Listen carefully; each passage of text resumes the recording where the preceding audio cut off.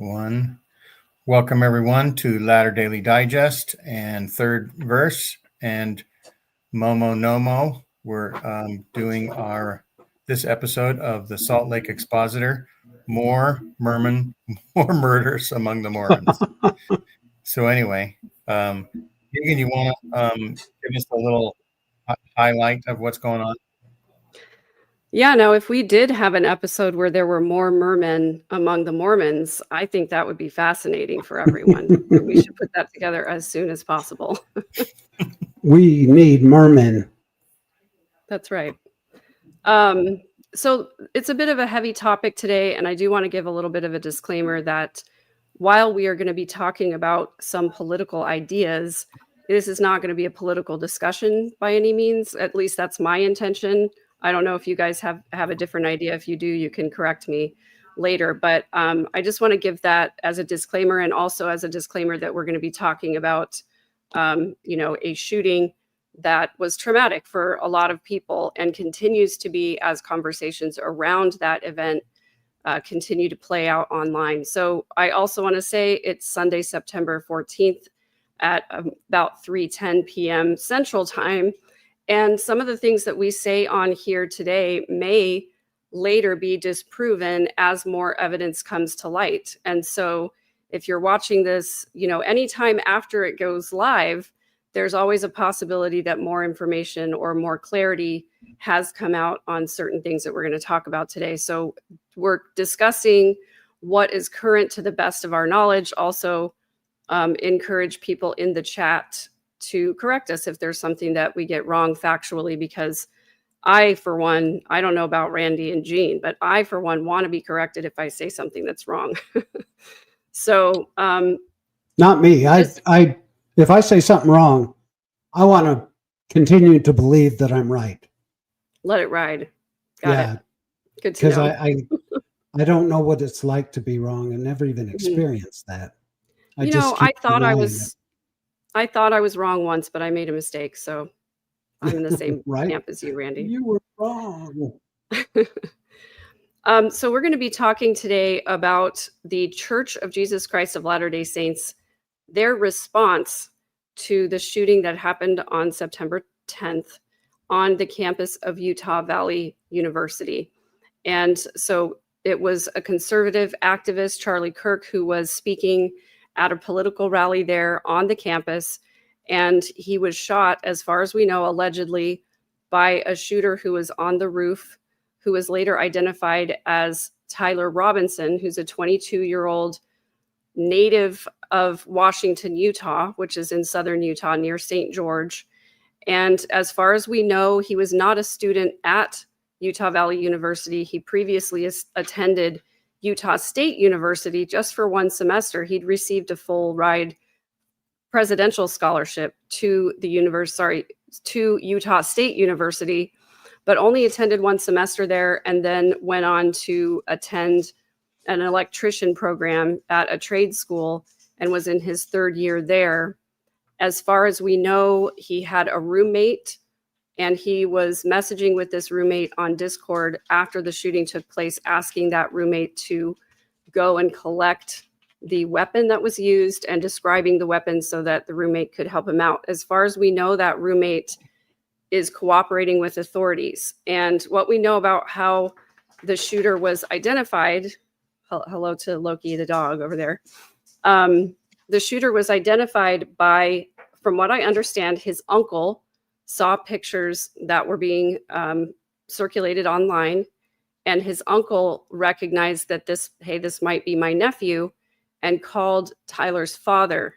And apparently they reached out to their bishop for help and advice about what to do in this situation. Apparently Charlie's shooter, the assassin, Tyler, had said that, or had alluded to the fact that he may have done this, but he didn't want to turn himself in. He wanted to unalive himself.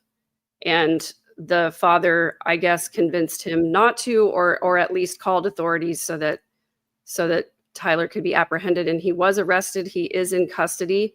Again, still the alleged shooter, because they will go through the legal process They'll have a hearing for him tomorrow. It'll be interesting to hear whether or not he pleads guilty. You know, there's a lot of misinformation that is being reported about this case, and slowly but surely, some of these mistaken statements that have been made are being corrected. Fox News came out with a news release late last night that the roommate of Charlie Kirk's is transgender, and that, I'm sorry, not of Charlie Kirk, of Tyler.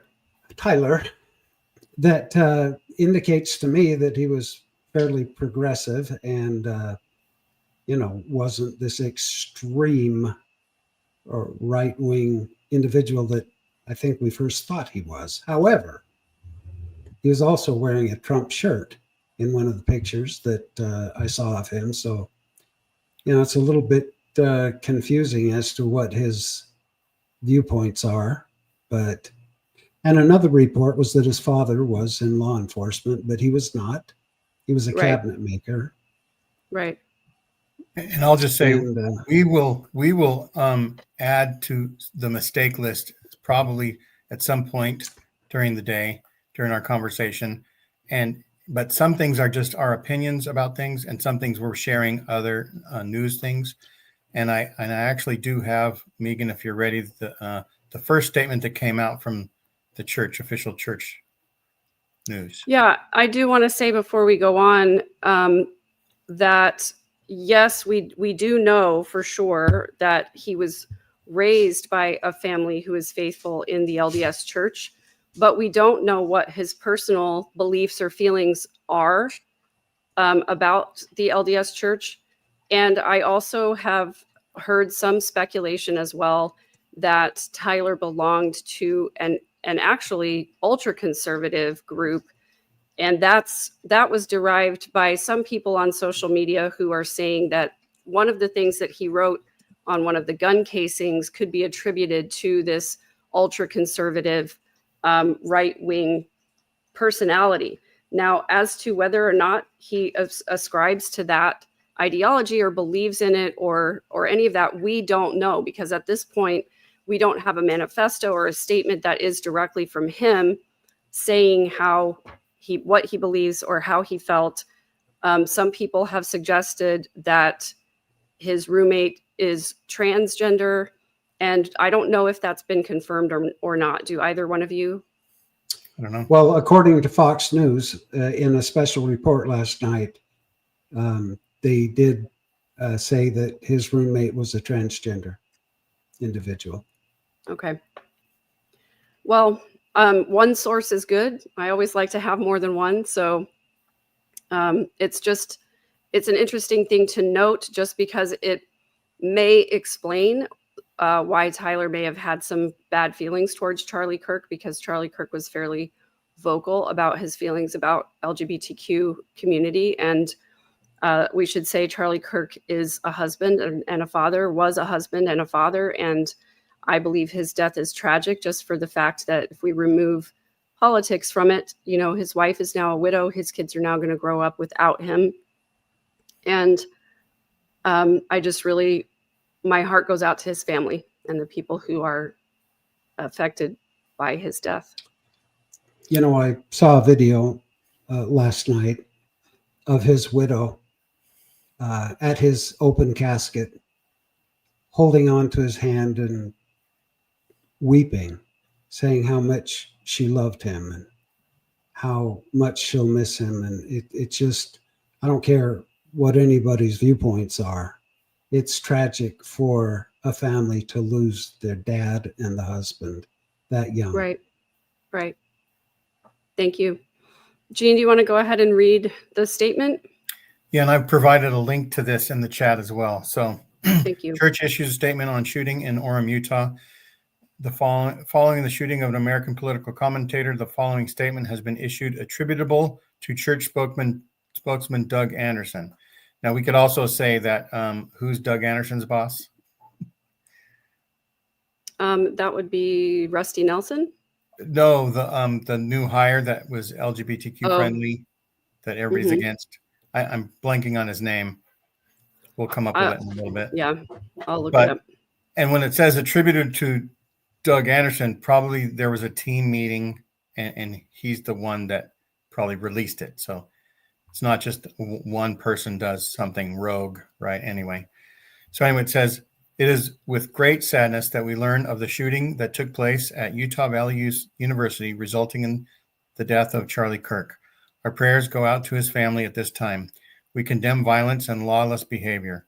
We also pray that we may treat one another with greater kindness, compassion, and goodness. For members of the church, we reaffirm the Savior's teaching and admonition is to love our neighbor. Any comments about that? Randy, can you go first? Yeah, I got to be honest. I was pulling up some videos while you were reading that. I could comment first. It's the lawless. They condemn lawless behavior. Now, not filing 13F statements is breaking the law, especially since they did it for 20 years against the advice of counsel, I'm pretty sure. And then they corrected it, right? But then they said wasn't really our fault or something, and allows members to just say, oh, it was just a mistake, right? Compared to being lawless. And so there have been lawless behavior from the church throughout its history. And so, but if going forward, they're going to condemn lawless behavior, then that's good. Exactly. Yeah. So what I'll say about this is, can you scroll back up there to the top? Does it give a time on that? Okay. So that's. Go ahead. Well, it says 10 September 2025. Yeah. So I wanted to share, I'll share my screen if that's okay, really quickly, because I have the church news, the church news, the Deseret News, that's basically, their own newsroom. And they issued this online article at 4:40 p.m. on the day of the shooting. That included the statement that you just read, which was posted on the church newsroom social media page, on the Instagram page as well. And then just under it, we see 130 plus quotes from church leaders and scriptures about being peacemakers. Well, where are the other quotes from church leaders and scriptures that incite violence? For example, the story in the Book of Mormon about justifiable homicide, where Nephi kills Laban because he believes that it's better for one man to die than for an entire nation to dwindle and perish in unbelief. And I can't help but think that a person raised in Mormonism is going to know and understand the concept of justifiable homicide in a different way than perhaps other people do. And the other thing that strikes me about this is that this statement came out at the very latest at 4:40 p.m. on the day of the shooting. I don't think that I have ever, in the history of the church that I know, and I'm happy to be proved wrong, that the church has so quickly come out to make a statement about something. Sometimes they don't make a statement at all. Sometimes they're completely silent on even very, very big issues. And this is a shooting that took place at a university that's not even owned by the church. It's a public university in Orem, not even in Salt Lake. And I'm curious what you guys think about that. I would like to comment on your comment. As you know, Megan, the church is very selective about their doctrine and their commandments. And thou shalt not kill only applies if the church decides that it's wrong. But for Nephi, it was righteous, and he did it in the name of God, which has been the case. Look at, oh my gosh, there's so many instances throughout the scriptures where people have died, and it was, I guess, a justifiable homicide in the eyes of the Lord. And You know, I can understand. Lori Vallow has killed more people than this shooter. And has the church condemned any of her actions? Nor Chad Daybell's. But it's okay. It's okay because she read a book that talked about that, and she could see that they were demons. Gene, did you not know? She could see that they were, she could see that they were demons, and so she ended their lives. Like Nephi, as came out in court so often. But it's almost laughable to me, if it weren't so serious, that the church condemns certain murders and doesn't condemn other murders, and certainly condones keeping the law of the land when they themselves fail to do that. A little hypocritical to me. Yeah, and that was going to be my point as well. So thank you for making it for me. I mean, they could have. To me personally, when I look at the situation, there is nothing more embarrassing than for the church. I'm going to say for the LDS Church than having their doctrine twisted to justify murder. I would think that would be incredibly embarrassing to them, and that instead of ignoring it, that they would want to come out and condemn it, especially when the key piece of evidence in Lori's first trial in Arizona this last April was a text message that she sent to her brother, Alex, who also was a serial killer, in my opinion. She sent him a text that said, "I will be like Nephi, I am told, and so will you." And if I were a leader of an organization where some of our key text was being mischaracterized in that way, I would be very vocal about coming out and saying, that's not what that scripture means. You know, make sure that you're listening to the way the prophets instruct you on this, that, you know, that means to be courageous, and it doesn't mean to go killing people in the name of God. But of course, they have been deafeningly silent on that issue. And so I find it interesting. Why did they feel the need to be so quick to come out and condemn this violence when they've been so silent on so many other acts of violence, even on the school shooting in Colorado that took place on the same day? But that has nothing to do with them. So they don't feel like they need to comment, I guess. I don't know. And interestingly enough, they're doing everything they can to keep the name Mormon, LDS, Latter-day Saints out of all of the press, which we'll see shortly. But right. You know, my motto from One Tin Soldier: do it in the name of heaven. You can justify it in the end. And that's what all these people seem to be thinking. Exactly. So do we have the second statement that was put out by the church? Yeah, I thought your thing was going to present it, but I will find it. Oh, no. Oh, I mean, I can pull it up too. No, I have it right here. Okay. I'll just share it with the audience real quick. On stage. I press the right buttons. Statement on violence issued following the shooting.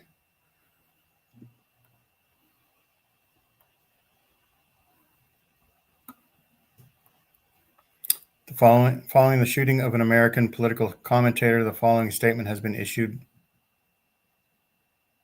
Oh, did I delete the wrong one? Is it the same thing again? Sorry about that. Maybe. Yeah, that's the one from the day of.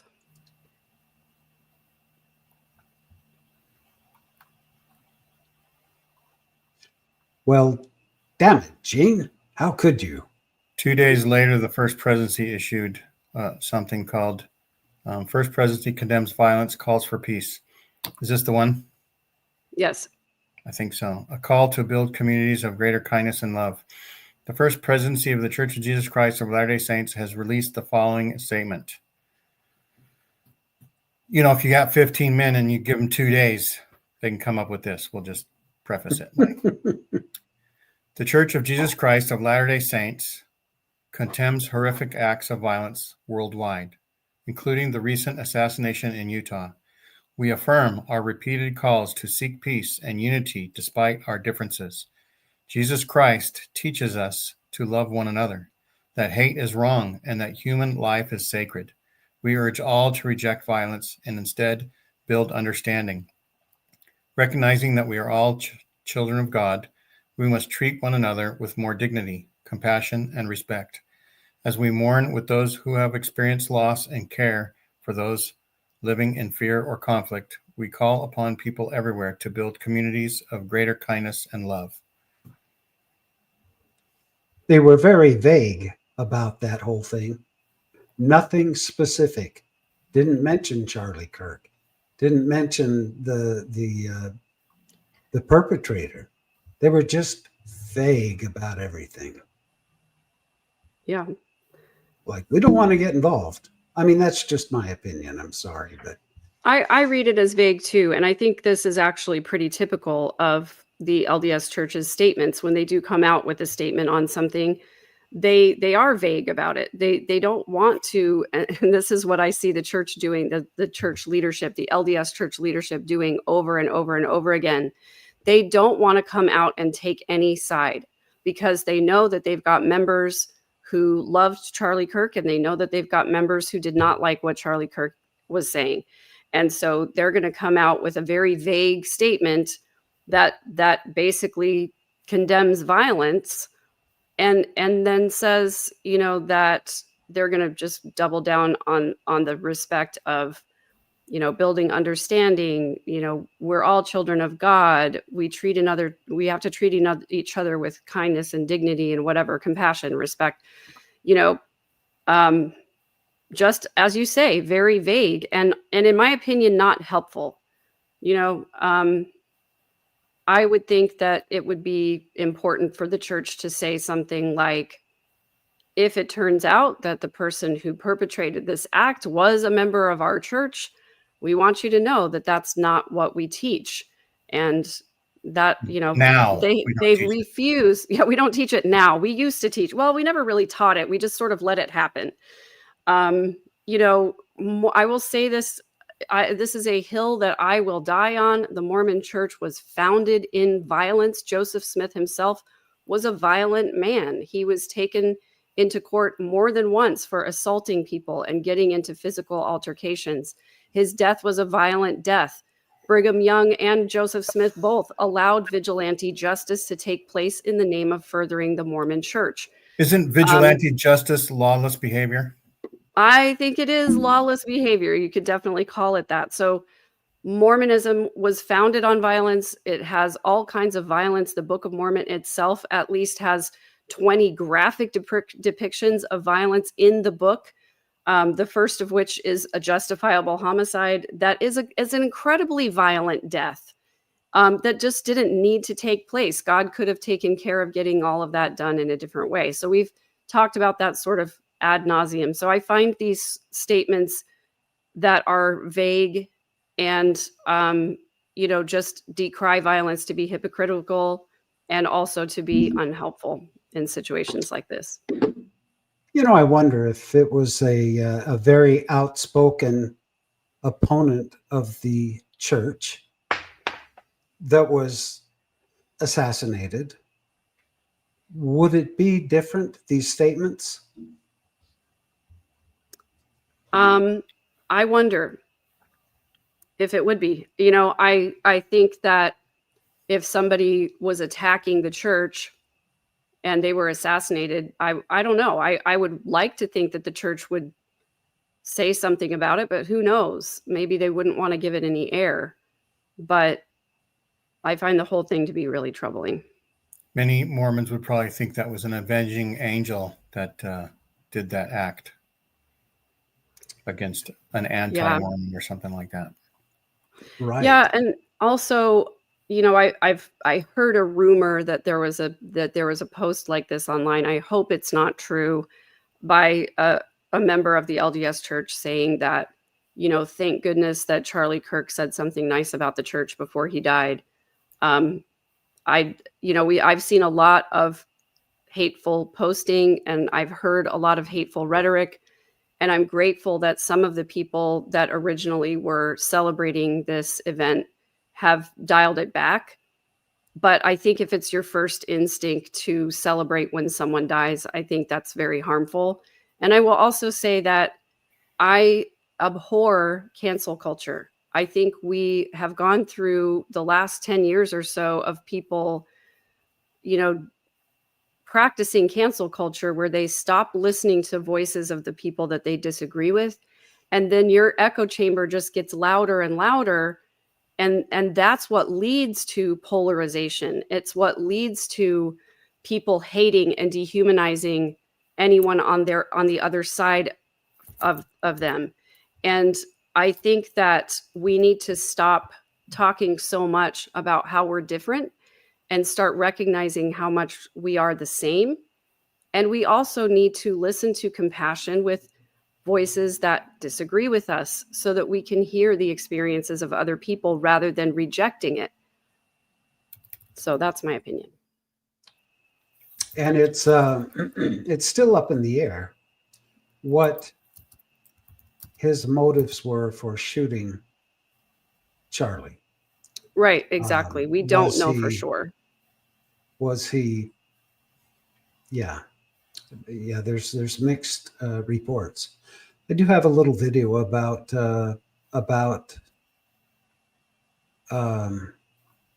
this is ridiculous.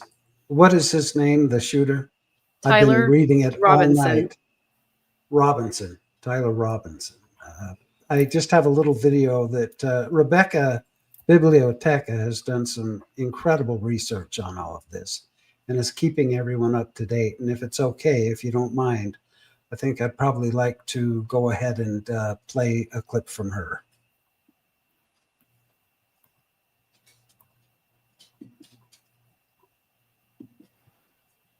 There have been some questions recently on whether Tyler Robinson and his family were active members of the Church of Jesus Christ of Latter-day Saints. Are they Mormon? Were they Mormon? It looks like they were active in the LDS Church and then stepped away maybe 5, 6, 7 years ago. But the question is, are they still listed on the rolls as members of the LDS Church? I recently got a screenshot from the Washington Riverside Stake directory, and it looks like Tyler Robinson is listed as a member of that stake, as are his father Matthew, his mother Amber, and then 2 siblings who I won't name. So on the rolls, still members of the LDS Church, but according to other sources, not active. So there you go. Well, I don't know how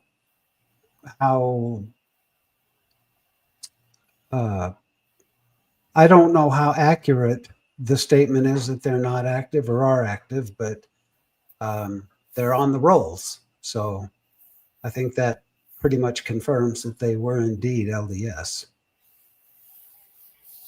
Yes, and also on the Mormon news, I can't remember the name of their show. I'm so sorry. Rebecca, Newscast. The Mormon Newscast. Thank you. They did talk about Rebecca had gotten some pictures off of Tyler's mom's Facebook page that very clearly showed participating in Pinewood Derby, having a Light the World filter over their picture, and other things that point to the fact that at one time they were very active in the LDS faith. So I don't think that we can say, I mean, we have no idea what they believe now, but I don't think that we can rule out the fact that Tyler was raised with Mormon beliefs because his family was active. And by all the pictures that we see or saw on that show that Rebecca was able to find, I think we can confidently say that Tyler Robinson was raised Mormon. Yeah, I actually have another statement ready to go if you're okay with that. And also part of our discussion today, we'll talk about how the church seems to be hiding their and sort of like nomenclature, right? The way the words are used exclusively to the Mormon church for different offices and different ways that we do things, almost like to make it seem like it's a generic Christian situation and not Right. LDS. Right. So Which we know that the LDS Church has been heavily involved in a campaign to de-Mormonize their faith, or shall we say, make them seem more mainstream Christian. And so it makes a lot of sense from that standpoint of them trying to make themselves more mainstream and also trying to distance themselves from this tragic situation. Right. Okay. Let me play this real quick here. Tyler Robinson, and I finally found one. I've been wondering if the church would make a statement about Tyler Robinson, and I finally found one posted a few hours ago in the New York Times. I'm just going to read it and let you guys decide what you think. The man suspected of killing Charlie Kirk became a member of the Church of Jesus Christ of Latter-day Saints at a young age, according to a spokesman for the church. It is unclear if the suspect, Tyler Robinson, has been an active member of the church in recent years. I can confirm that Robinson became a member of the church at a young age, but refer any further inquiry about his church activity to him or his family, said the spokesman, Doug Anderson. What a way to distance yourself. Of course, he became a member of the church at a young age, at 8, like everyone who's raised in an active LDS family, the age of accountability. This makes it sound like it happened so long ago. They have no knowledge of him, no record of him. He was a member a long time ago, and they just can't comment now. I don't believe that's accurate, and it's a way to completely distance yourself from the situation. Yeah, it's something he became a member so long ago, it almost has no influence over him now, even though the stake president recently, and also Bednar, said stuff like, once you get baptized, you're committed to the church forever. You have to pay tithing forever. You have to go on a mission. You have to commit to going to the temple and obeying the temple covenants forever. It's all part of the covenant path. It doesn't matter. It doesn't even matter if you were baptized in the pre-existence. You are still committed to following the law of Jesus, or we'll say Satan's brother. Right. Yeah. And when he also says, Susan's husband also says that when you get baptized, you have already committed to serving a mission, and you don't have free agency. You can't just do whatever you want. You can't choose Moral whatever agency. you want. You only have moral agency, which is to choose the right, I guess, is what he's trying to say with that. But as far as we know, Tyler Robinson did not serve a mission. And I think I pointed to the fact that he did attend Utah State University, but just for one semester, and then went on to technical college. Well, it's funny you should mention that, because I actually have one more little blip, and it's about, did he serve a mission, or what's the story of that? So, by the way, our thanks to Rebecca Biblioteca and to the Mormon Newscast for covering this. And later on, Mormonism After Dark had a call-in show where they covered it as well, and they made some corrections. There were some things in their Mormon newscast that were later proven to be inaccurate, and they did make some corrections. So everybody should go watch and subscribe to Rebecca and the Mormon Newscast. absolutely. She does a good job. I'm proud of Rebecca.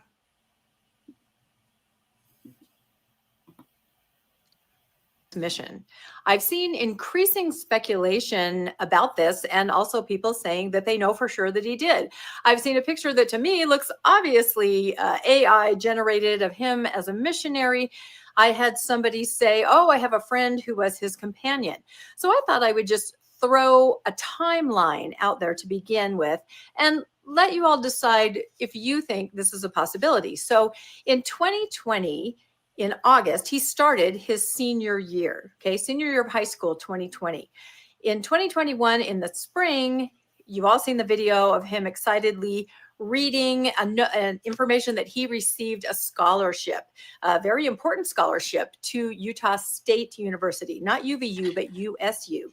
2021, same year, he graduated from Pineview High School. He's a graduate, high school graduate. In 2021, he also spent one semester at Utah State University, USU, one semester. So in my mind, that takes us up to January of 2022. Now, we don't know anything about what happened at that point.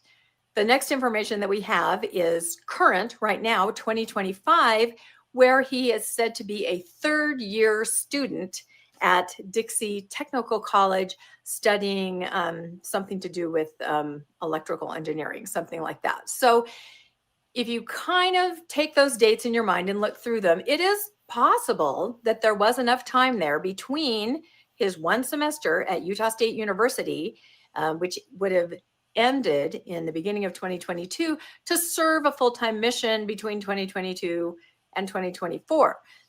And then how do you explain that he's a third-year student in 2025? He did do a lot of concurrent enrollment according to his family. So yes, there is, if you crunch it, or if he didn't stay for the whole time, it's possible. But I haven't seen any evidence that he did anything other than just looking at this timeline. Now, would he have wanted to? That's a question. We have lots of statements from neighbors saying that the family were a member of the Church of Jesus Christ of Latter-day Saints, that they attended the ward, that Tyler attended when he was younger. We have a statement from Doug Anderson, church spokesman, that he was baptized at a young age. But we also have a statement from a neighbor in 2025 currently who said that this neighbor and 4 others from the ward went to minister to Tyler, and he said, "Get the F out." I'm assuming this was his student apartment. So those are all the information kind of tidbits that I have. I'm going to let you guys think through that and decide what you think. I personally don't believe that he served an LDS mission, given all the things I just went through. If I were a betting man, I would guess that she was probably right. But that's speculation. Yeah, I mean, Anyway, I would agree. Go ahead. Oh, no, I was just going to say those are a few tidbits that we've learned about Tyler. And with the news release last night by Fox News, it may be true. They said that they've concluded that his roommate is a transgender, which could very well have a lot to do with the ire that he had against the church and telling him to get the F out of there. Yeah, so, I mean, when you are raised in the church, once you leave your family home, of course, you can, live how you choose to live. And it certainly seems like Tyler was saying he did not want to be affiliated with the church anymore. But what stuck out to me about the reporting of this is that the parents apparently reached out to the bishop. So it's very possible that the parents are still active believing members. And it seems as though Tyler was not, if he rejected that in such a vocal way. So funny how the church says that, the press, at the request of the church, I'm sure, said that the father reached out to his minister. Yes, I was just going to pull up the clip of President Trump speaking on, was it CBS News this morning, special report, because I wanted to talk about the language that was used. And I'm having trouble finding the actual President Trump actually speaking. Oh, here he is. I found it now. Give me one second, and I will share it with you. Gene has an incredible impersonation of Donald Trump. So, if you can't find it, Gene could probably pinch hit. Yeah, and Michael Malloy is pointing out that home teachers are currently called ministers in the church. And so there could be some confusion as well with that. So here is the Fox News special report, President Trump talking about the arrest of the alleged shooter. Randy, you might have to remove your other thing. Oh, you know what? I would be happy to do that. There we go. With a high degree of certainty, we have him in custody, right? In custody. Everyone did a great job. We worked with the local police, the governor. Everybody did a great job. You know, getting somebody that you start off with absolutely nothing. And we started off with a clip that made him look like an ant that was almost useless. We just saw there was somebody up there. And so much work has been done over the last 2.5 days. You know, it's amazing, actually, when you start off with that and then all of a sudden you get lucky or talent or whatever it is. But yeah, It's amazing. Please get to the point, Mr. President. I think we're in great shape. Mr. But President, he's in custody. your suspicion was that he was radical left, and now you have more information. What can you share with us about his ideology? Yeah, Lawrence, let me just, and by the way, Lawrence is doing a good job. What's going on? Job. Yeah. Mr. I'll tell you what, I'm very proud of you. That president has information that Okay. the rest of Oh, I thought that yeah. they were going to. I thought that they were going to get to the point where he's talked about his family member turning him in. So my apologies, you guys. I had the wrong clip pulled up. But we know that Let me- Lars is really doing a good job. We do know. Apparently, everybody was doing a great job. So I apologize, you guys. Go ahead and talk amongst yourselves while I try to find the right clip here. I apologize. Yeah, I was actually, when the Yeah. first picture came out where it looked like an ant, I went into my yard to see if the killer was out there. CNN breaking news. That didn't really happen.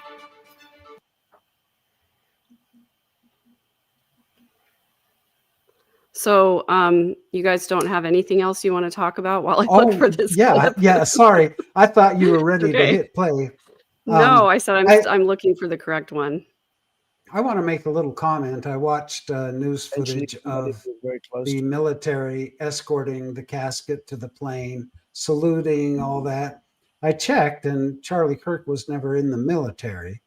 Then Trump ordered all of the flags to be flown at half-mast, and as though it were. And I'm not trying to be political here, but I think it's interesting that he treated Charlie like a hero because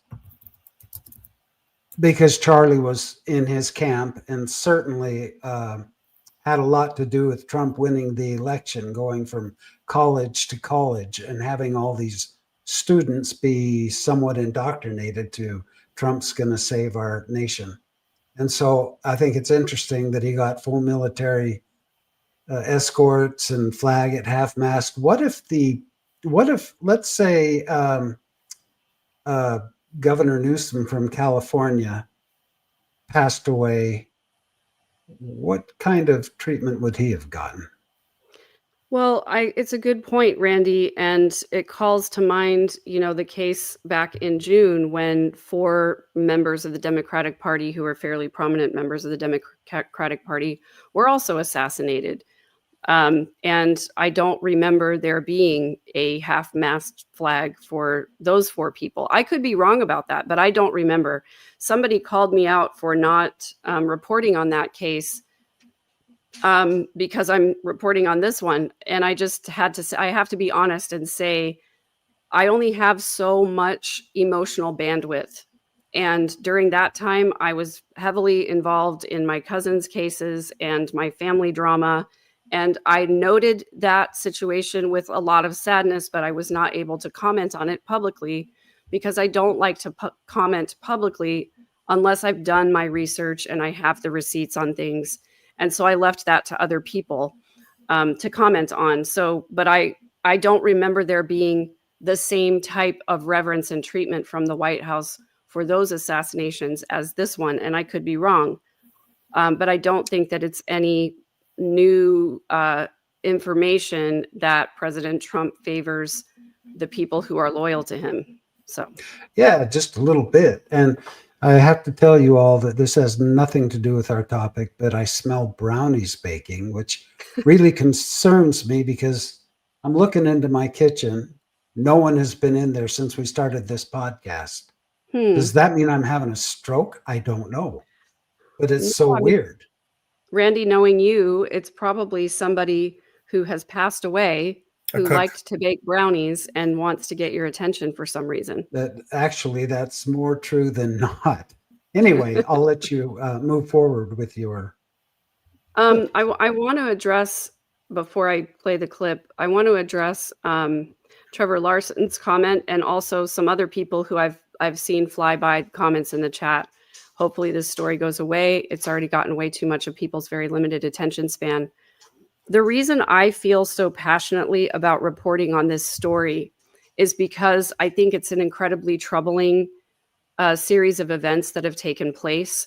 And I think that whether we like it or not, our nation is at a bit of a crossroads where we have an opportunity to either disengage from the polarization that is happening in our country, or we can choose to double down on it. And unfortunately, I think there's a small minority of people who are being very vocal about using this act of violence to justify more violence.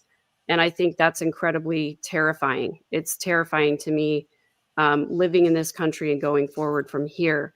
And so the reason I think it's important to talk about this is not just the Mormon Church's reaction to the potential of one of their own members or former members committing a horrific act. I think that it is a point where each of us needs to ask ourselves, am I going to continue to be manipulated by the people in power and continue to dehumanize and other people who believe differently than me? Or can I take a step back from that and remember that whether someone agrees or disagrees with me politically, they are a human being who wants peace and prosperity for their children, just like I do. And though we may go about it in different ways and believe different things about how to achieve it, we are still members of the human family across the world. And violence is never the answer to violence. That's my 2 cents. Amen. That's right. It takes discussion to figure out common ground, another thing as well. And, you know, somebody else says this, do you really think what you are doing is helping people heal and come together? I do not. And so what do you think about that? Well, I hope that what we're doing is helping people heal and come together, because I believe that you can only heal things when you know the full truth about them. And so, you know, first and foremost, I am a truth teller. I believe in telling things the way that they are, not whitewashing or softening them in order to make people feel more comfortable. And so I think that what we are doing is, you know, the whole mission of the Salt Lake Expositor is to bring the truth to light about what's really going on in the church. And when you do that, then people can learn to accept the truth and heal from it. You cannot heal from something that is being covered up and whitewashed, in my opinion. Thank you, Megan, because it's so true. This is the first stage of healing. We can't carry on with the next stage of healing until we have the information to do that. Right, exactly. And I want to say my thanks to No More BS and Rio for Life Kim D, who are modding today. I really appreciate the kind and respectful comments that are going on in the chat. I know that there probably are some inflammatory ones that I've missed. And also, Miss Mojo, you know how much I love you. Some people see all caps as yelling, so if we could refrain from that, I think it'll help keep things kind and respectful. And I also just want to say I'm grateful for the disagreement that we do have, and I'm grateful that it's respectful for the most part. So please continue to keep it that way, guys. And if there's something that we've missed, please forgive us and call our attention to it. So let me go ahead and play this clip. This is President Trump talking about how the shooter was identified. How it happened, but essentially somebody that was very close to him turned him in.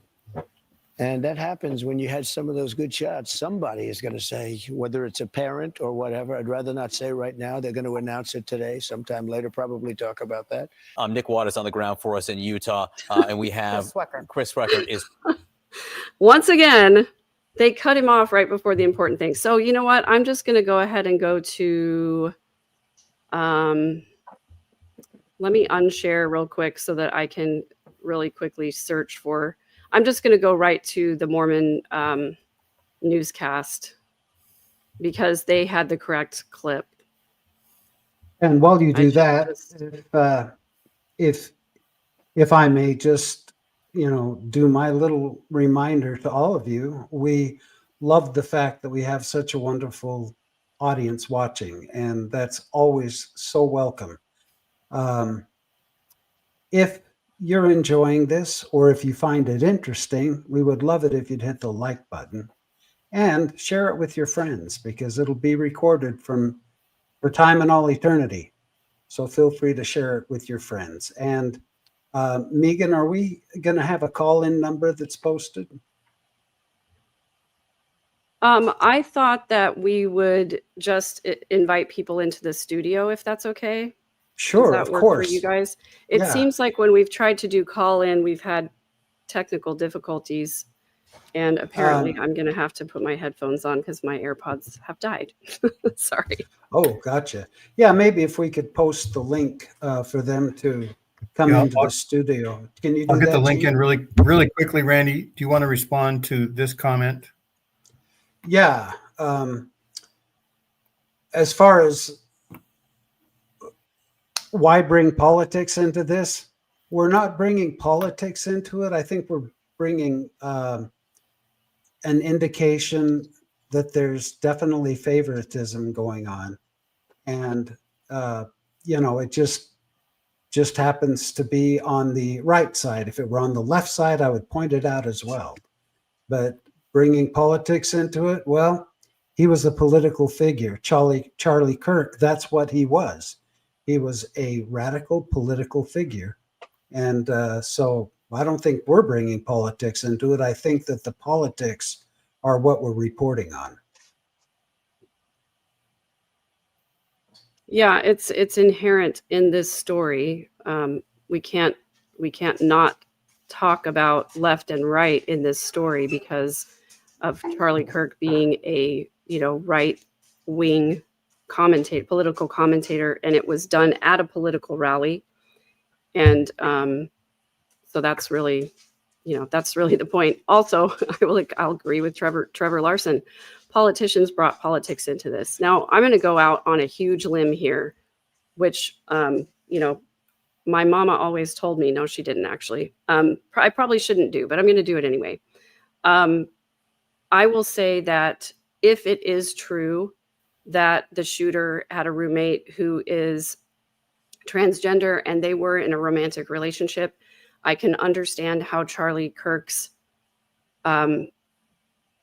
rhetoric, his commentary, everything that he stood for would be very threatening to Tyler Robinson. And if that's the case, then we can completely remove quote unquote politics from it. And we can say that the comments of one person felt threatening to the lifestyle of another person, and they decided to use violence to silence this person's voice. And that's wrong. That's never the answer. So I would like to know for sure if that was his motivation. I would like to know his motivation. And Megan, I don't think you're going out on a limb with that, because I watched video after video after video of Charlie Kirk talking about homosexuals, talking about transgender, talking about how they're the curse on the earth and that they're breaking up families. And so you're not going out on a limb. You're just actually stating fact. Anyone who doubts that is welcome to take a look. Go ahead and Google Charlie Kirk homosexuals and see what he has to say about it. Right. So I appreciate that, Randy. Thank you so much. And I also don't want to wade too deep into the waters of specific things that Charlie Kirk said, because I think we could get really far down that rabbit hole and this would be a completely different conversation. So I really would like to focus on the Mormon lens of this and the angle and come back to, that's why I'm going to come back to this clip over here. Thank you for saying that, though, Randy. I appreciate it. Sure. So this is a clip from the episode called Mormon Connection Behind Charlie Kirk Assassination on the Mormon Newscast with Radio Free Mormon, Rebecca Biblioteca, and Bill Reel. My thanks to them for allowing us to use this clip under YouTube's fair use policy. High degree of certainty. Are you guys getting an echo? A little bit. Yes. Okay, let me do a thing real fast.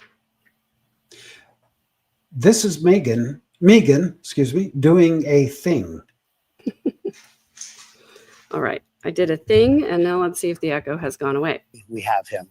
Essentially, somebody that was very close to him turned him in, but somebody close to him turned him as, they said, whoa, it's interesting. Where we had very good pictures, but not great, not perfect.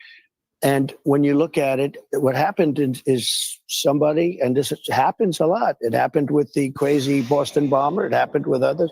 Somebody that's close recognizes even a little tilt of the head, which nobody else would do. And somebody that was very close to him said, that's him. And essentially went to the father, went to a U.S. Marshal, who was fantastic, by the way. And the person was involved with law enforcement, but was a person of faith, a minister. And brought him to a U.S. Marshal, who was fantastic. And the father convinced the son, this is it. Okay, Yeah. so what do you guys think about that? I think he's skipping the word bishop, but that's exactly what he meant. Yeah, and I want to say too, as was pointed out by the Michael Malloy show earlier, that minister is the term used for ministering brother. So it could have been, reached out to their ministering brother. However, I will say I don't think that that's true, because Mormons typically go to their bishop when they have something of deep concern to them to get advice as to what the bishop would tell them to do. And I just want to say, thank God that this bishop didn't say, call the hotline, Yeah, no kidding. and didn't call the hotline himself, but said, turn him in. Let's call the authorities. I don't know exactly how all of that went down, but I'm incredibly grateful that the choice was, rather than to protect this person, to turn them in immediately. And I will also say I've gotten a lot of pushback for those comments on my channel, because people have said, I would never turn in my worst enemy if the death penalty was on the table. Well, that's lawlessness right there.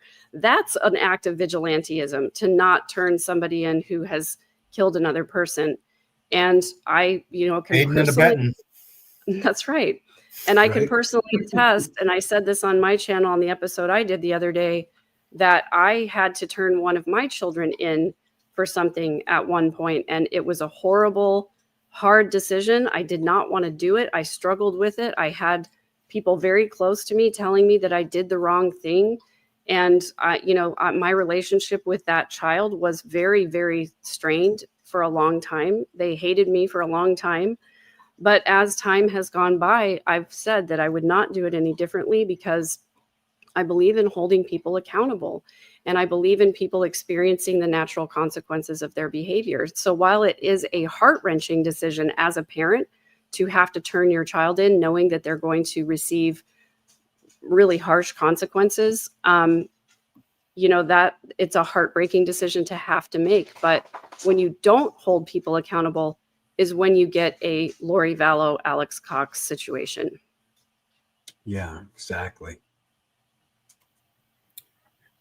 Spotlighting bad behavior is a way of protecting yourself against it and others.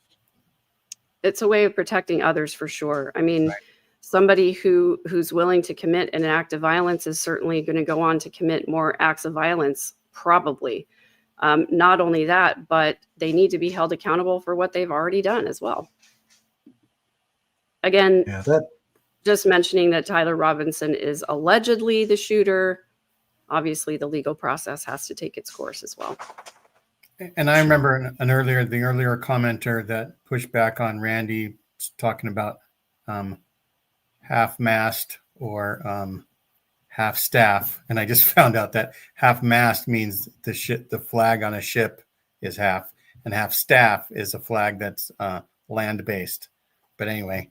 Are you saying that the ship flags don't apply?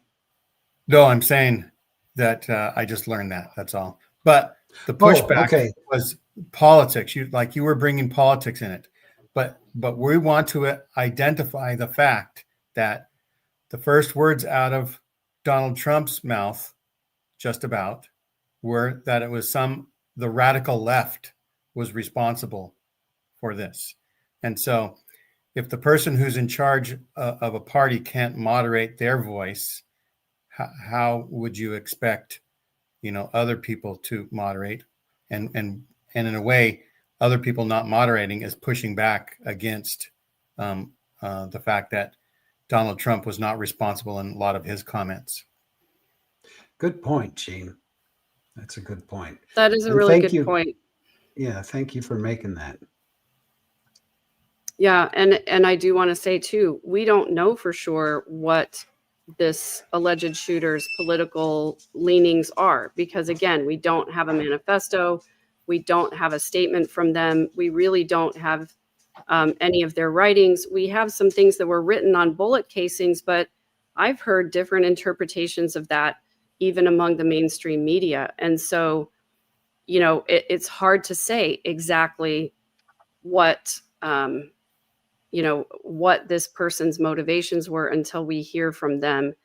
And again, I'll just say it'll be interesting to see whether he pleads guilty or not. That's right. That'd be interesting.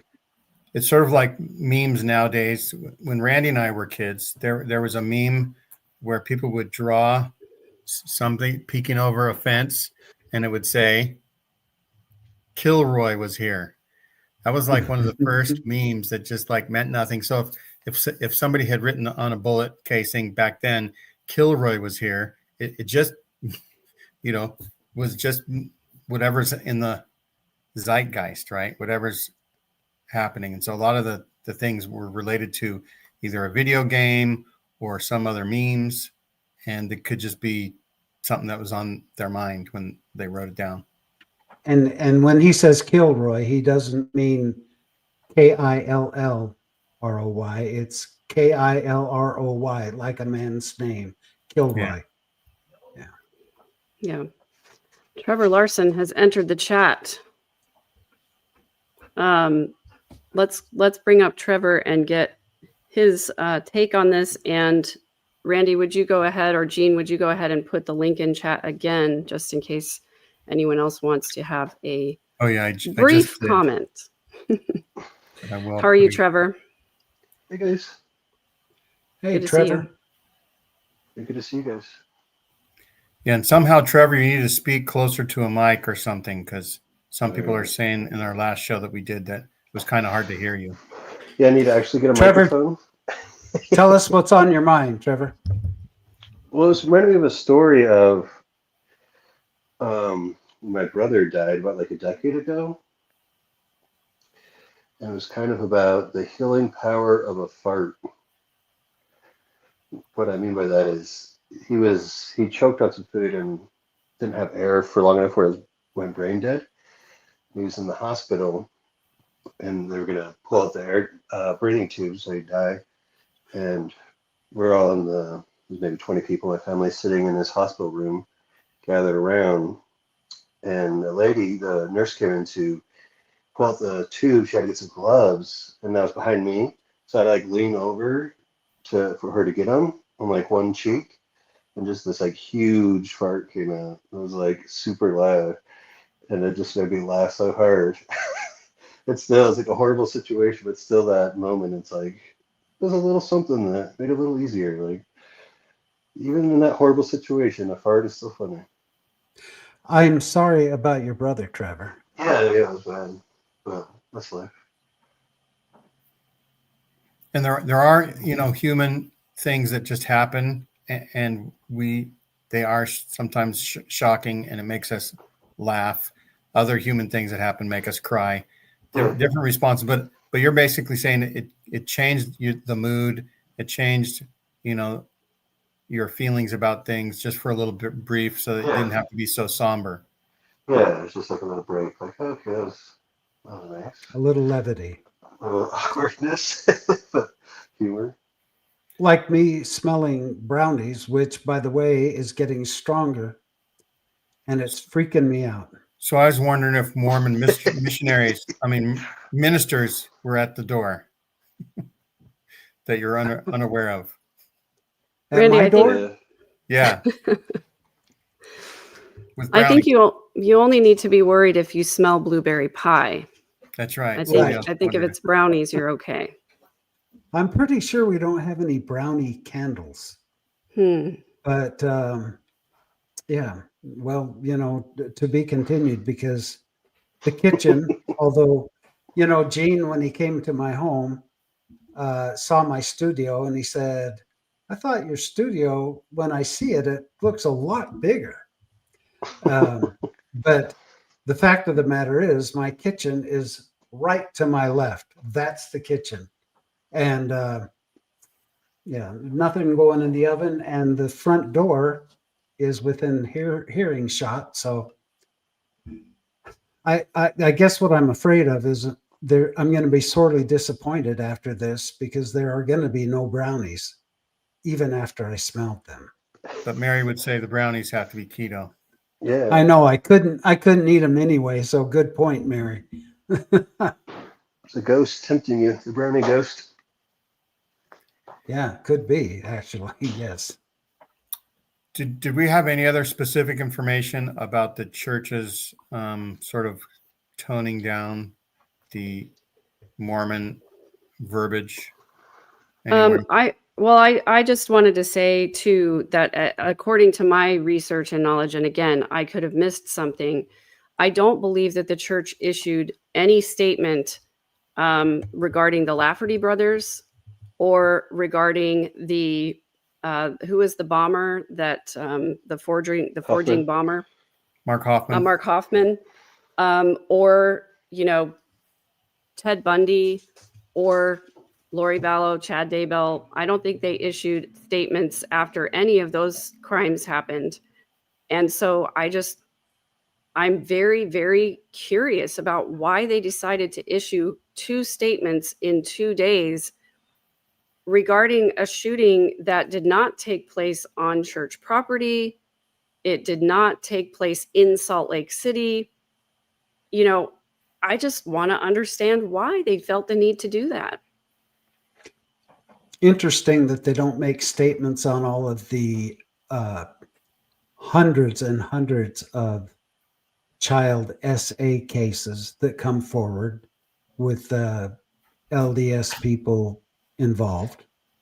I think probably because this is a worldwide known case and everyone's eyes are on it. So the church is scrambling, basically, as crazy as it is, to keep their name out of it by making these statements.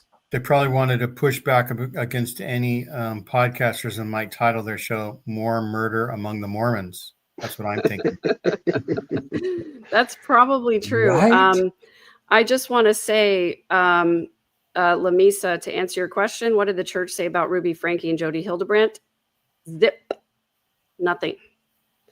And I appreciate some of the opinions that are coming through. That it's political. The church has money.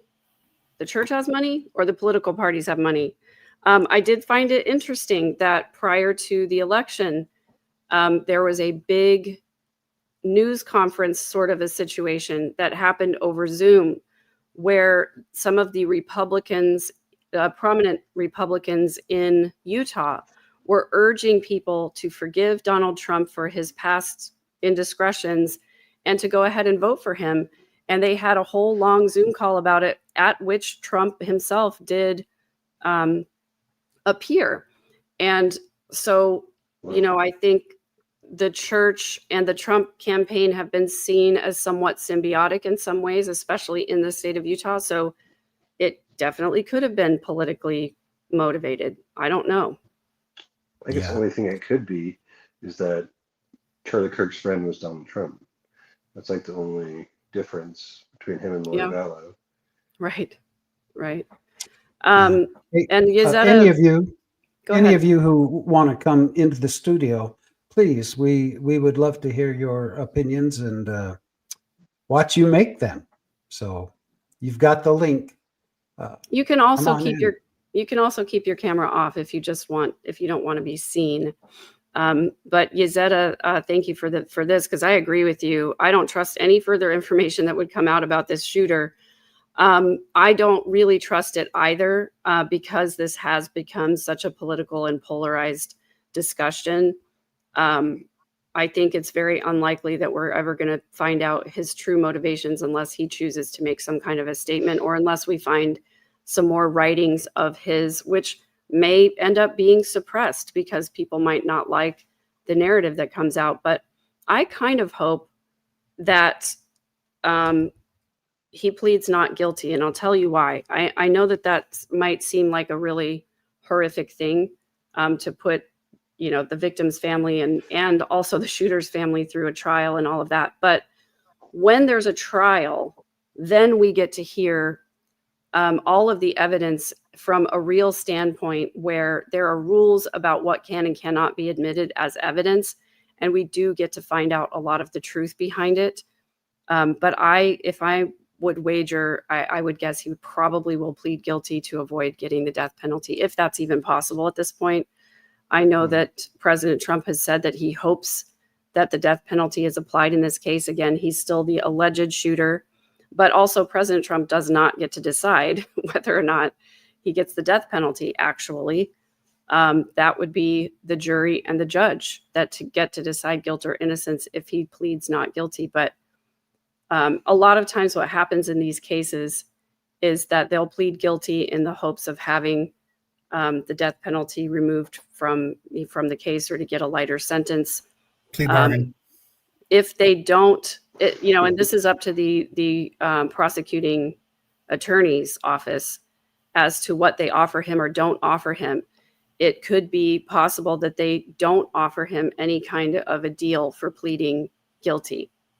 That could be, and due to maybe public outcry and whatever is going to motivate a lot of the decisions that happen going forward. So I'm going to be covering this on my channel going forward, just because I want to follow what happens with the court case and report on the truth.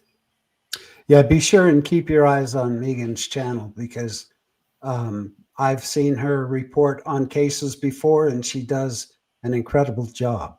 And Trevor, we really appreciate you coming on. You're always a good part of the discussion. We're going to say goodbye to you and let someone else come on, but thank you for See you guys. For your participation.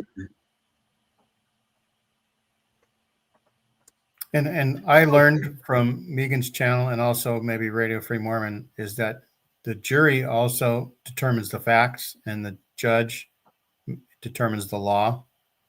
And so when you have those things working together, you have 12 people that are, citizens, that are peers of the shooter, and they could determine, the facts of the case. And it could also lead to, if there's mitigating circumstances for some reason, if the shooter feels that there's such circumstances available, then we at least get to have some closure of reasons or things that were motivating to the shooter. Yeah. Thanks for this, Kiki. And you are correct. Anytime the church makes a statement, it's because it affects their bottom line, their bottom dollar. And I'll agree with that. That it's always follow the money with the LDS church, seems to be, at least as far as I've seen up to this point. So thank you for that. I appreciate it. So I was going to say, in response to Eugene, I don't know what it's like in Utah, but in some states, the jury gets to decide the sentence, and in some states, the judge gets to decide. And so I covered Lori and Chad's trials just a little bit, the original two trials. And in that case, the judge gets to determine the sentence. And in Florida, where I was covering the Adelson case, which is another enmeshed, entitled family system who believed that a custody battle was a good reason to off somebody. And they so far have convicted 5 people in that case. In that case, the judge gets to determine the sentence. So there are some times when it's up to the jury as to whether the death penalty gets handled. But in almost every case, well, I should say in every case, there's the phase of determining guilt or innocence, and then there's a separate phase called the penalty phase. And there are a bunch of pre-sentencing reports that have to be done, and one of those is the process of mitigation. In other words, trying to find mitigating factors in the offender's life that would warrant a lighter sentence. And so if they go through a penalty phase, in the case of this alleged shooter, it could be that some family members would come and speak on his behalf and say reasons why he shouldn't be executed. But again, I don't know whether in Utah it's the jury or the judge that gets to determine the sentence. You know, it's really interesting that, that we mentioned about Lori and Chad Daybell, that the church hasn't issued any statements whatsoever. As a matter of fact, I don't think they've ever, you would know, Megan, but have they ever mentioned them or their case? They have never made a public statement about Lori or Chad or the case, other than when Chad was first, I have to remember this correctly, get the timing correctly on this. I think that after Lori was arrested, if I remember this correctly, Chad Daybell's sister-in-law came out, and she was a stake relief society president at the time. And she said that in the Idaho area, they issued a reminder to members. Well, it was to leadership, but it was basically everybody, because almost everybody's in leadership in some capacity in the church. It was, leaders and teachers and everybody in the Idaho area, the East Idaho area, as a reminder not to participate in any court proceedings and things like that unless they had first talked to the church's attorneys. Very interesting. Very interesting. Welcome, Tim Rathbone. We appreciate you coming on. You're always welcome. Thank you. You and Trevor and all of you in the chat. We would love to hear from you. Pop in if you'd like. Okay. Anytime we can get somebody on the show that's just as old as the Constitution, we go for it. I'm older than the Constitution, Gene. Remember that. What are your feelings about all this, Tim? Well, the only things that I can compare this to are the killing of Kennedy, Martin Luther King, and Kennedy, and the shooting of George Wallace. What about Joseph Smith? Well, I wasn't alive when that happened. But my feelings about the killing of Joseph Smith have changed from what they were many years ago. When I visited Carthage Jail in the winter of was January 77, I think, is right after I visited Carthage. Anyway. What about Harvey Milk? Oh, yeah. Thank you. Yes, that's another one. Yeah. And Moscone. That's right. I forgot about those two. It was shocking. But I did a comparison through Chat GPT for the reactions comparing Martin Luther King being killed and Charlie Kirk. And I just put it on my Facebook page. You can go there and read it. It's quite interesting. That can you bring out any highlights? I have to go look. But there were riots the black community rioted and they burned like there were 10 riots in 10 cities. It was a more militant response, very polarizing. But I think Charlie Kirk's assassination is more polarizing than that one because of the state of the country and everybody's access to social media. Let me see if I can find it. I lived in Memphis, Tennessee, not more than, or I should say I worked in Memphis, not more than about a mile and a half from where Martin Luther King was shot. Oh, wow. And yeah, it's pretty surreal to look at that hotel, the balcony that he was standing on. I can't imagine. I mean, when that happened, my father's question was, "How are your friends acting?" And I says, "What do you mean, Dad? I didn't know it had happened. I was 12 or 13. Let me see, 12, 13. No, 14. I think 13 or 68. Yeah, probably 13 going on 14 when it happened." And I asked my friends in school. We had an integrated school, and I asked my friends who I hung out with, "Hey, what do you guys think?" Oh, they were all sad about it, but none of them wanted to take up arms or do anything like that. What are your thoughts, Tim, on the church coming out with two statements on this case? Disgusting. It's disgusting. What's disgusting about it? They're not being honest. They're not really dealing with the issue. And when we have Desmond, do you think it's disgusting that they only are doing that to protect themselves instead of honestly believing that what they say is going to? Yeah, they're only doing it. Yes, they're only doing it to protect themselves, because it immediately was known that because it happened in Utah. Well, national news, Utah. Everybody thinks of Mormons when it's Utah, so the church had to do something quickly. You know, boom, let's get it out there. Let's get one statement out. Let's get another one out within hours. Yeah, they'll probably come out with another one too, if I know them. Yeah, I wouldn't be surprised. Yeah.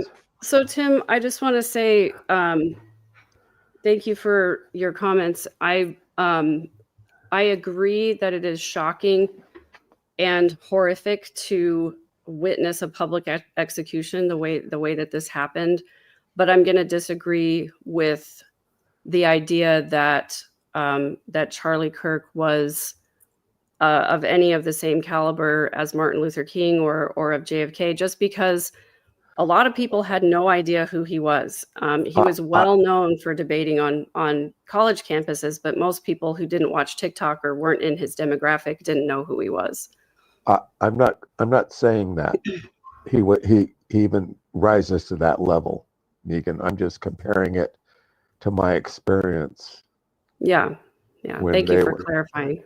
For me and Pat and maybe Randy, not Pat, but Pat Buchanan, if he had gotten killed, most people wouldn't really know, right? Advisor to President Nixon, was on public broadcasting a lot. Right. With the McLaughlin group and stuff like that. It would just, commentators, somebody dying, So yes, not somebody at the point of, a leadership position of a party or position, but he was, somebody who Charlie Kirk was backing the Christian.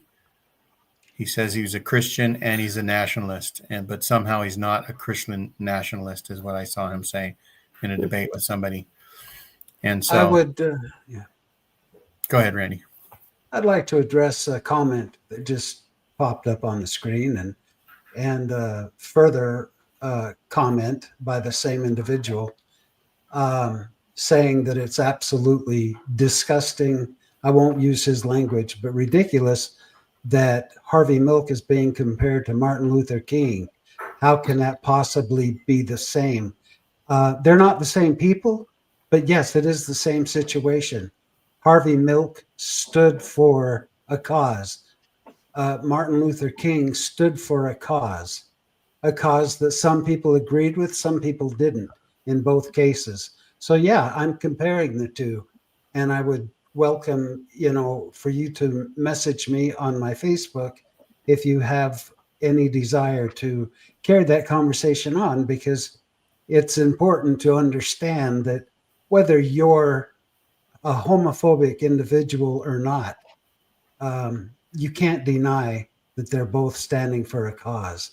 And it sounds to me like you're making a very homophobic comment to me, saying that to compare Harvey Milk and Martin Luther King is ridiculous. And Martin Luther King and Charlie Kirk as well. We are comparing that because they're both standing for a cause in which they believe, whether you agree with it or not. Sorry, Tim, go ahead. No, that's fine. That's fine, Randy. No, it's true. They all stood for causes. I mean, yes. So Tim, what, based on your experience of Mormonism and the way the church has historically handled situations like this, what do you think we're going to see from them going forward as this process plays out and we find out, whether there is or is not more evidence on this shooter? They're going to maintain an even strain. Not much is going to change. Do you think they'll continue to issue press releases and commentary, going forward, or do you think this will be it from them? There may do one or two more. There may be something in conference next weekend. Is it? No. Anyway, a couple weeks, a month. Yeah, so the first weekend in October. Yeah.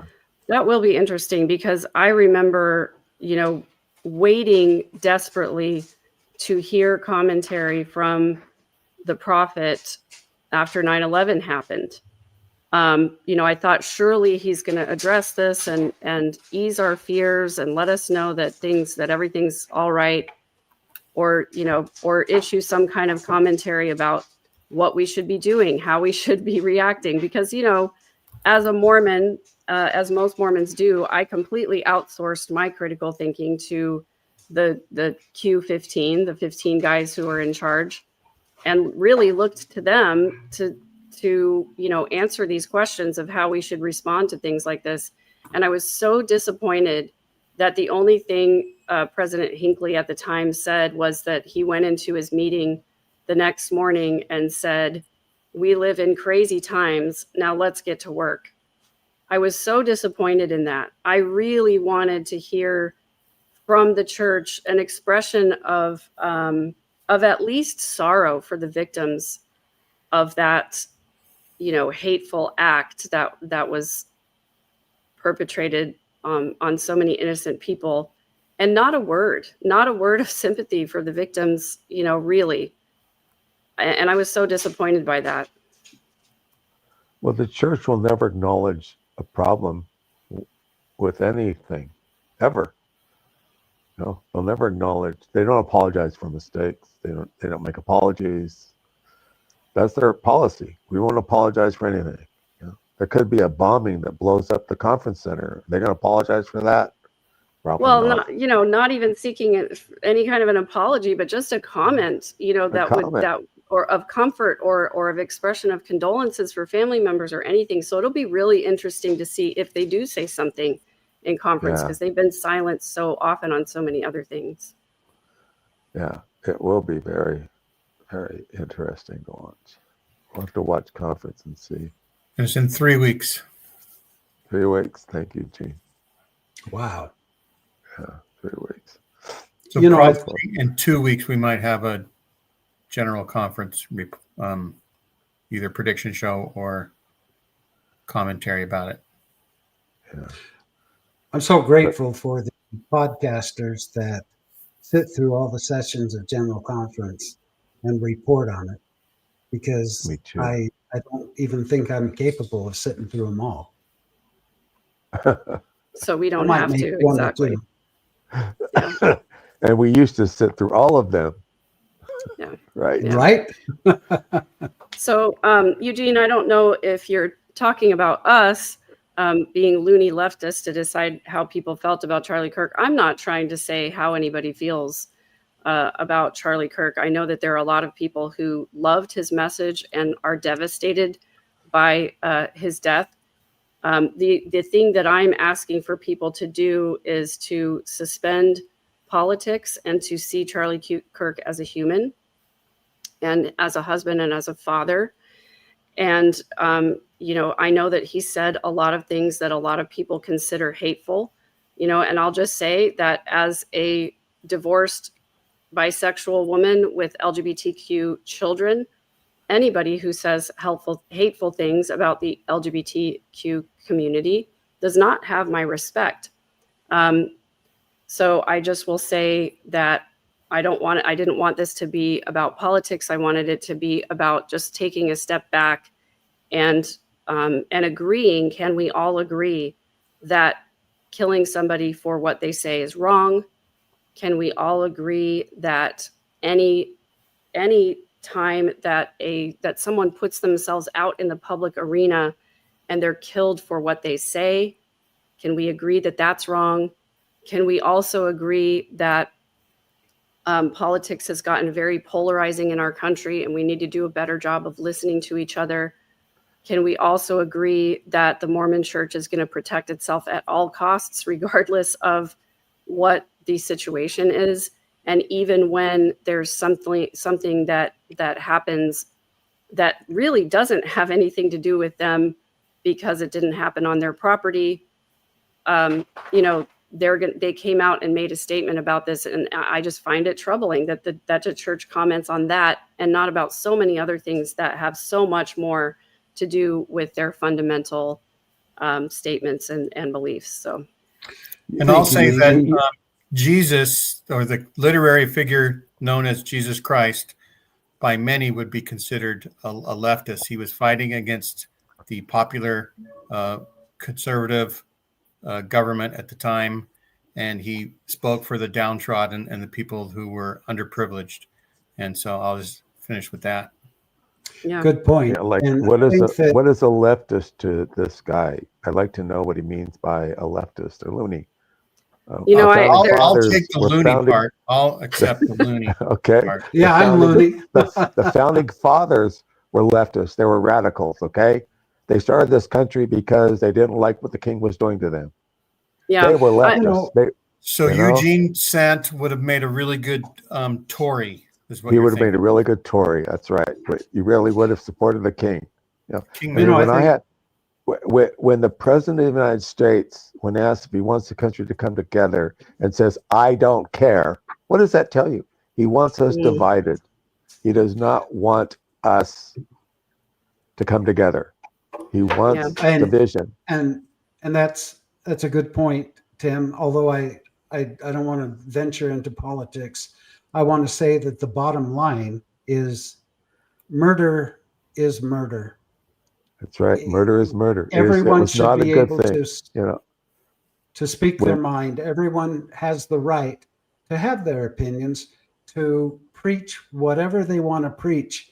You may agree with it, you may disagree with it, but killing is never justified, ever. No matter what the church history says, killing is not justified. When I heard about Charlie Kirk being shot, the first thing I did was I put up on Facebook some things he said, his own words, and people attacked me for it, for posting his words. Yeah, and I think people will search his words more and more and more. That's right. And they'll be able to make an informed opinion about whether Charlie Kirk represented their beliefs or not. I would just say also that I hope that people will not clip out parts of his words and vilify him for that. I hope that they will use the full entirety. the full comment and make sure that they have the context correct. It's very easy to just repost things that we see without doing our own fact checking and research. And a lot of times people will find that what they've posted is either something that the person didn't say, or it was them making a comment on that subject rather than that was their comment. So I just hope people will be responsible with their posting. Yes, just take his words for what they are.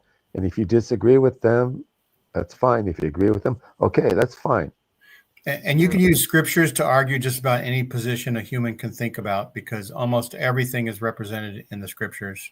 Yeah, that's true. Yeah, and we cherry pick a lot. Thanks so much for coming on, Tim. Good to see you. You're welcome. Well, take See you care. later. Appreciate you See you coming. Tuesday. Everybody, Tuesdays with Tim. And who knows See what we'll be you- talking about then. See you next Tuesday. We're I not would saying gladly watch anything. your show today if you promise to watch my show on Tuesday. Yeah. I was going to say there's a funny quote from Billy Crystal, the comedian. He used to say that, his mom would complain about, ask him about his bowel movements to find out how his health was. And he would say, if I was having bowel movements more frequently than my mom, she thought I had diarrhea. And if I was having them less frequently than my mom, she thought I was constipated. And I think that's, to speak to the comment about leftist and rightist or whatever it is, somebody's a leftist if they're more left leaning than me, and they're a rightist if they're more right leaning than me. I think that it's all about perspective. And so what I always just want to remind people is that regardless of our political ideology, we all want the same things. We all want peace and prosperity for our children. And I know I've repeated that a couple of times. But I want to focus more on the ways that we are alike than different.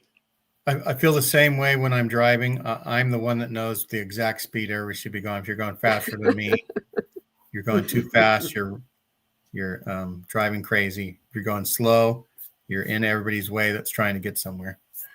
Yeah. That's The Universe Galaxy, absolutely. Your Universe Galaxy, you're welcome to join the panel. We have posted the link. Jean, could you post the link again? We do have. I did. Yeah, I was just going to say we do have one more. Although I will say we do need to get close to wrapping it up because we are way over time. But we do want to hear what you have to say. So I lost track of time. Animals. Hello. Hey, hi, I'm the guy in the chat room, the Universe Galaxy. That's me. Oh, okay. Good to have you. Hey, welcome. And actually, I want to give you guys credit before we continue. I know your show is about 10. I go in a lot of different shows. I have a show myself. And a lot of people react strange ways when you go to their show. They won't even put you on. But you guys didn't react any strange way. You put me on right away. So no matter what happens, even if you get mad and hang up on me, thank you very much. I appreciate it. Well, thanks. As long as you are kind and respectful, we'd love to hear what you have to say. And as long as you don't yell fire in a crowded theater. No, it's okay. It's okay. I won't do that. I'm pretty nice to people. The only time I get negative, usually, if they get negative with me first, then I might react in that way. But if they're nice, I'm nice. And even if they act negative, I try to stay nice sometimes. Okay, I know your show's about to end. I got do you allow for different topics, or how does it work?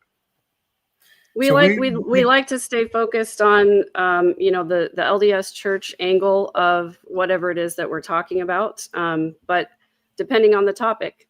Oh, okay. No, then I guess this would be the wrong time. I had completely random topics that weren't related, so no worries. If you want to try a show another day with different topics, or you can you can talk, you can say what the topic is, and then we'll. Oh, okay, sure.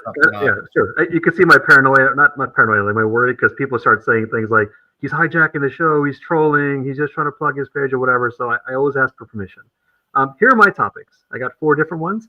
The first one is very light. I don't think you're going to say yes. Michael Jordan fans are the worst sports fans of all time. Should I go to my second one? Sure. Sure. I got 3 more. I got 3 more. I'll give you all at once. Second one. As a general rule, Republicans, I have concluded, are worse than Democrats. Should I tell you my third one? Sure, go ahead. Sure.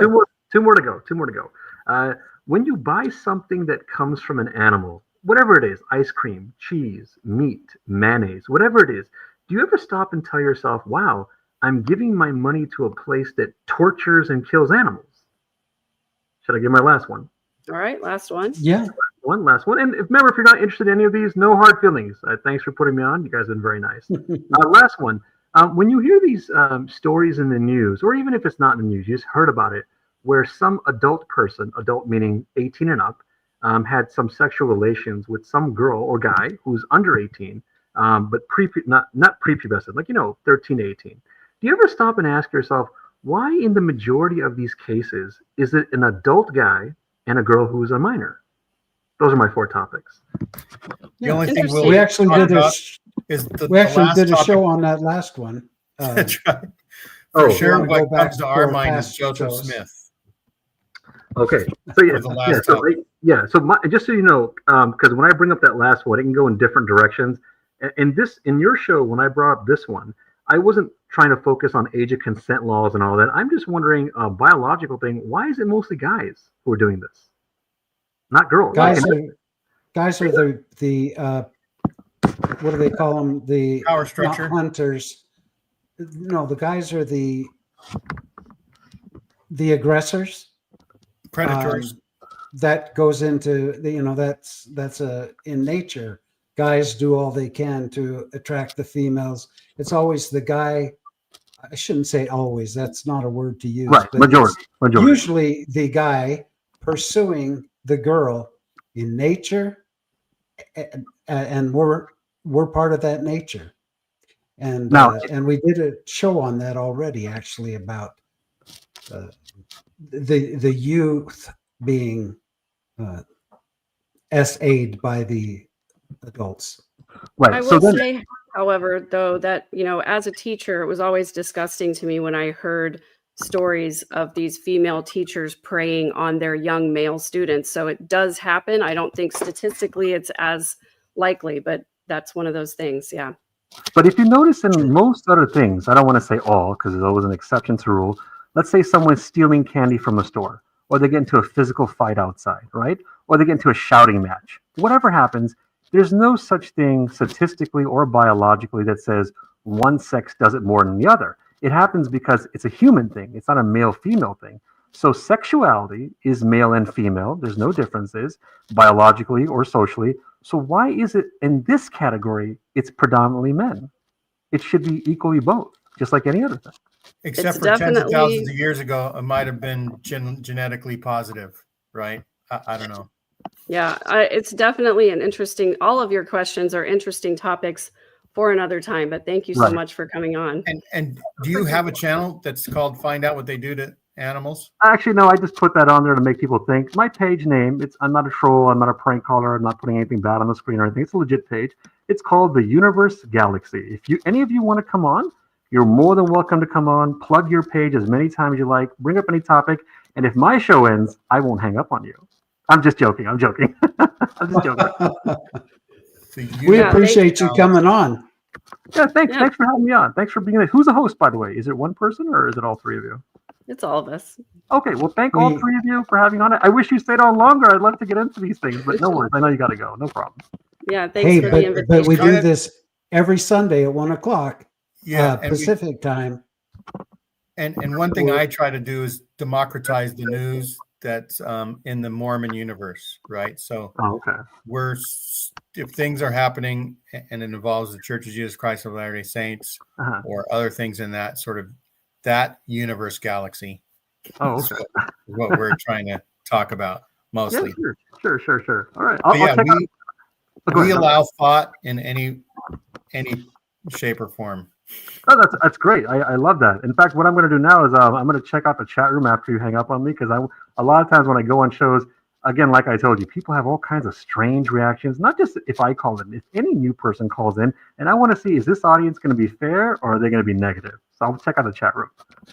Yeah, I think you'll find our audience to be a kind and respectful chat of 99% of it, and lots of beautiful humans in there. So thanks again for being here.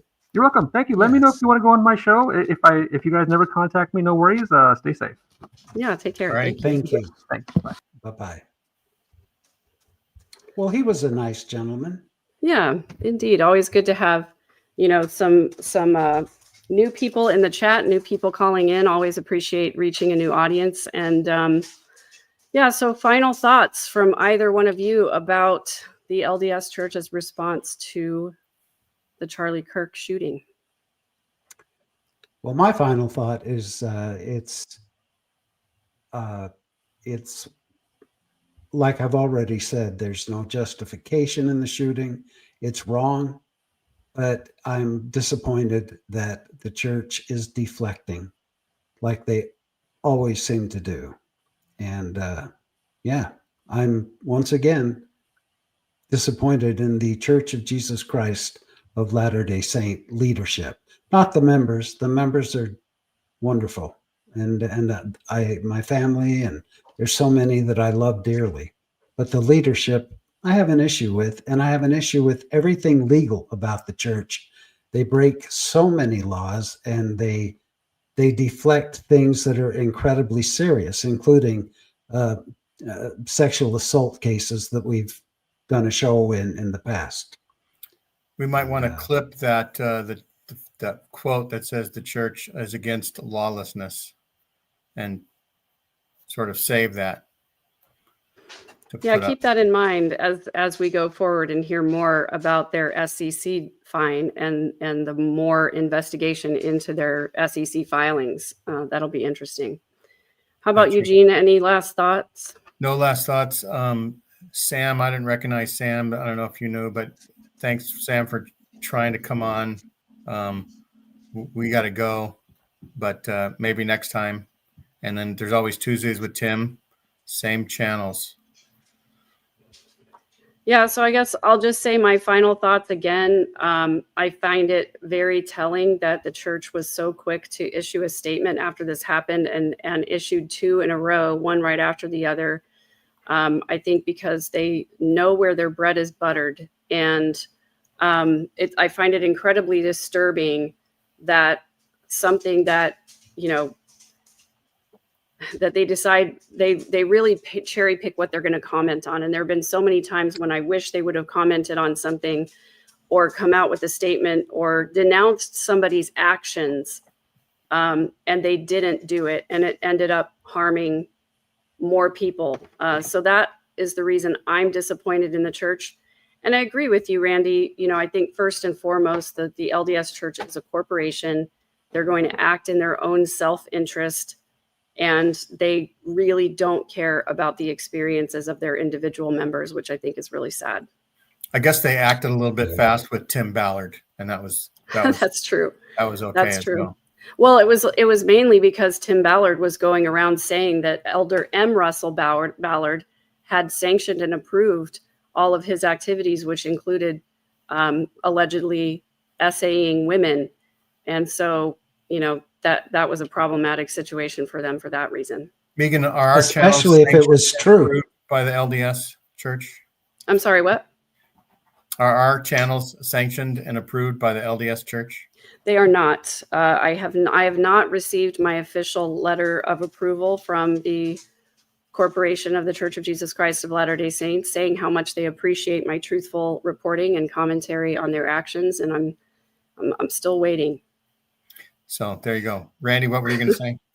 Oh, I was just going to say that the church, they were quick to excommunicate Tim Ballard, but there's a possibility that maybe he was sanctioned by Elder Ballard, and that's why it happened so quickly. Get him shut up. Yes. Because we don't have Elder Ballard. He left this earth in a pretty timely fashion as to not to have to answer questions. Yep. That's all. That's right. Always interesting. And we need to tout that tomorrow night happens to be family home evening. It's family night over on my channel with Kiki. Everybody go to Megan's channel. It's guaranteed to entertain and to make you laugh. The Midlife Revolution. That's right. So over on _verse, tomorrow night with me and Kiki, Mormon Family Night, which is where we're going to discuss. I get out my Book of Mormon reader, which I've misplaced. It's usually within arm's reach of me all the time. But we're going to be talking about the next chapter in the Book of Mormon reader for children, which is more about Nephi and his family wandering through the wilderness and doing lots of murmuring. And it will be 1000% entertainment, as Everyone Loves Angel Eyes is so accurately pointing out in the chat. And we do have a big announcement tomorrow. It's going to be pretty great. There you go. I'm all tingly waiting for that announcement, by the way. Now, Randy, do you have any announcement for your channel? Are you going to start producing a certain type of content that some people might be interested in? That's a little bit different. Yeah, pretty soon. That's forthcoming. So forthcoming, on not my ready channel, to. which is Momo Nomo. I'll be doing some production. Yes. And also, I want to remind people that on Tuesdays with Tim happens, and we do that every night at 7 p.m. Pacific time. So figure out your own times to watch. But it's a little bit like this show. We encourage you to watch, and if you want to hop on, we always encourage that too. So that's right. And Mondays with Megan is her family home evening. And also, just to let people know, on Latter Daily Digest, if anybody's interested in Joseph Smith, Julia Sanders of Analyzing Mormonism, and I interviewed 2 recent authors of books about Joseph Smith. One book is this one, and Ganesh Chirian is going to be on the show, as well as John G. Turner, and that's coming up just within probably an hour from now. I'll probably get everything set up for that. So if an hour from now you have nothing better to do but to come to my show, then I'd appreciate it. This is Megan, why you have multiple fur babies? This is why I do not allow my dogs to be seen most of the time, because I invited one of them to come say hi and the other one got jealous. So those are my dogs. Their names are Loki and Valkyrie, and they are menaces to society. They're basically velociraptors. I kind of got jealous. So, There you go. Thanks, everybody, for watching. Share, like, and subscribe, and have a wonderful rest of 2025.